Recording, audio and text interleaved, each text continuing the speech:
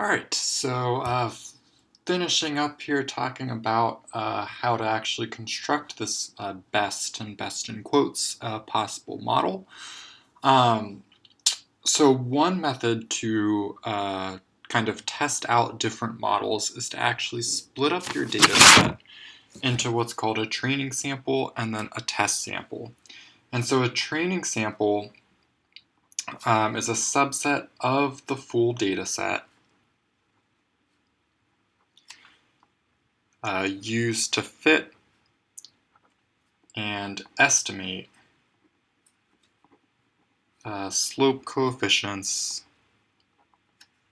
for various models.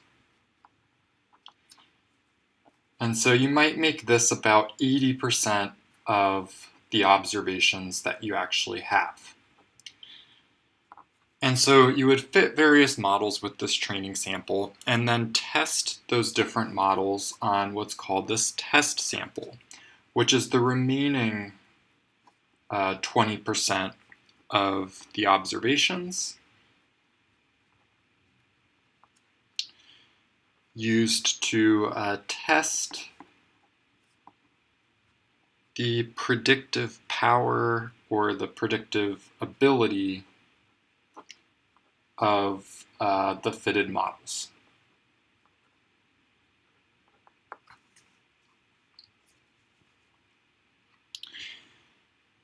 And so let's kind of see how this works. And so there's a couple of fitted models down here. The first fitted model is the same model that we used to make the prediction before. So it's the model with sex, SAT, verbal and math, and high school GPA.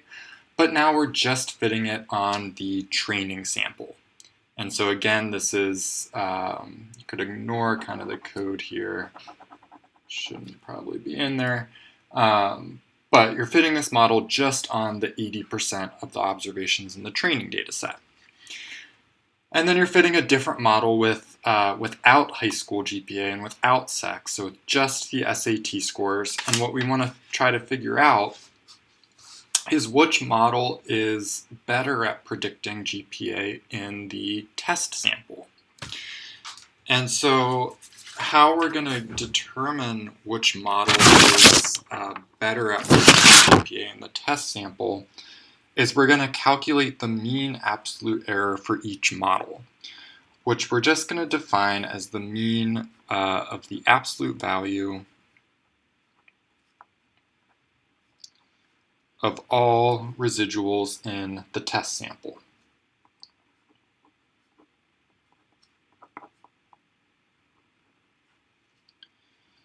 And so if you wanted to define this formulaically, you would take the observed response in the test sample, subtract the mean response, add all those up, and then divide by the number of observations in the test sample.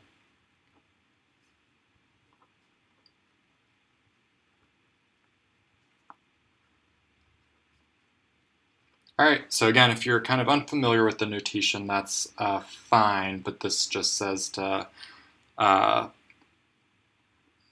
we want to add this up, so add it up for each observation in the test sample.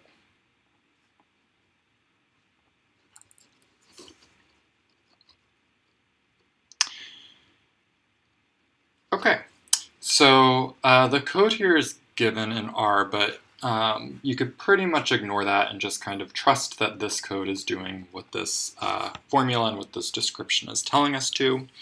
And so for that first model, so this was the model with sex, high school GPA, and the SAT scores, you get a mean absolute error of 0.438. And this can just be interpreted as something like, well, the average error in using a model with SAT scores, high school GPA, and sex to predict first year GPA is 0.44 points. if you do that same calculation for the model that just has the SAT scores, you end up with a mean absolute error of about 0.515. And so this is the same interpretation, so it's the average error in using a model with, but now just SAT scores to predict first year GPA is 0.515 points.